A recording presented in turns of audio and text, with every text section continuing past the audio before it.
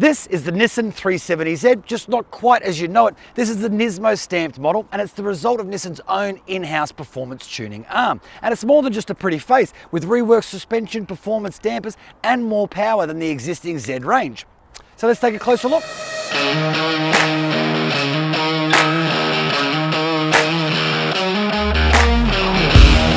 The hardtop only Nismo sits atop the 370Z pile, above the existing Coupe and Roadster, and arrives with unique 19-inch alloy wheels and LED DRLs and taillights.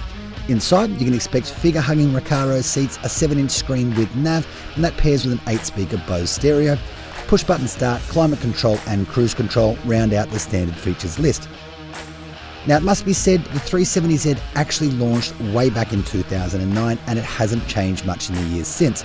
So while this Nismo version, which along with the performance updates includes an exterior makeover with new aero, front and rear fascia and a rear spoiler, does add a bit more punch to the range, there are times when it still feels like a pretty old car. Now, if you've watched these videos before, you'll know that it's this point that we start pointing out all the clever new technology in the cabin, but the reality is there isn't that much that's actually new in here. It really is just a Nismo stamped version of the existing interior.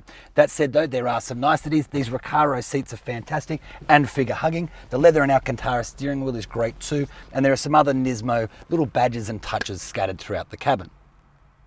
Now, on the practicality front, it is a traditional two-seat setup and it's fairly snug in the cabin. There's just the one cup holder to share between front seat riders, and the pockets in the doors are fairly tiny too. Now, you will find USB and power in the central storage bin, and there is a boot back there. It's fairly shallow but wide and actually more practical than you might expect. Under the bonnet lives the familiar 3.7 litre V6 engine, though an ECU shift and an all-new dual exhaust do help to lift outputs marginally. And like the rest of the range, it can be had with a choice of 6-speed manual or 7-speed automatic, with power sent to the rear wheels.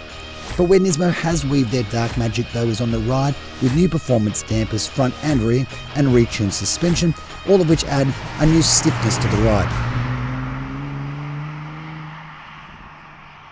The 370Z is getting on a little bit, to say the very least, and jumping into the cabin here, it doesn't really feel like you're being teleported to the future, but to be fair to it, it doesn't feel like you've been sent too far to the past either. In fact, it's hiding its age pretty well.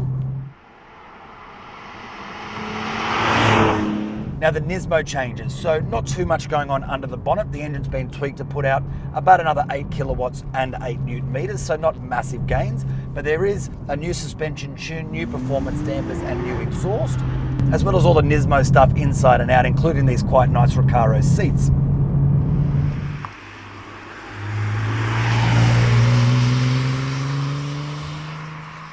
Actually, its age is one of the things I quite like about this car. It's old enough to feel a little bit raw and raucous. It's heavy and you need to kind of wrestle it around corners sometimes. It gets very twitchy on the exit. It has a kind of old school charm to it, I suppose. But it is very busy in the cabin. Even on straight roads in the city, you find yourself constantly making corrections as the car tracks with the grooves in the road. It's a bit harsh over bumps in the city. The suspension is very firm. But once you get it out of town onto a twisty road like this, that all starts to make a bit more sense.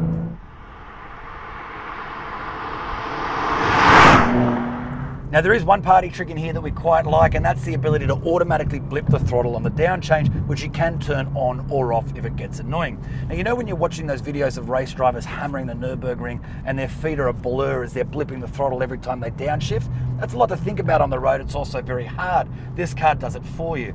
No need to worry about even touching the accelerator. Just brake, clutch in, and then no matter which gear you change, it will automatically match the revs for you. So I don't know if you can hear that, but if I go to third, it's quite mild. If I go to 7, it kicks up to 5.5. That way I can just release the clutch, get on the gas, and away it goes.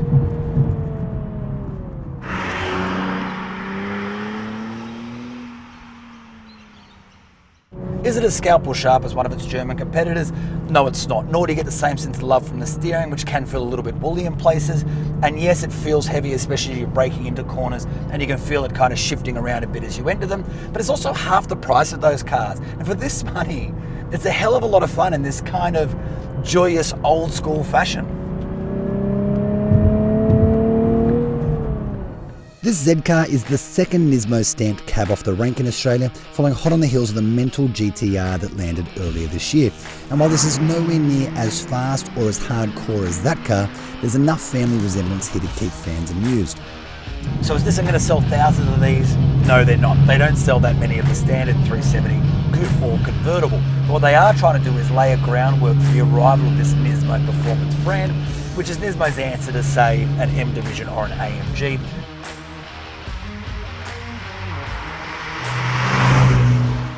Okay, so a technological tour de force this is not. In fact, it's about as advanced as a fax machine, but that's what makes it so much fun, with a little Nismo serving up plenty of old school driving thrills.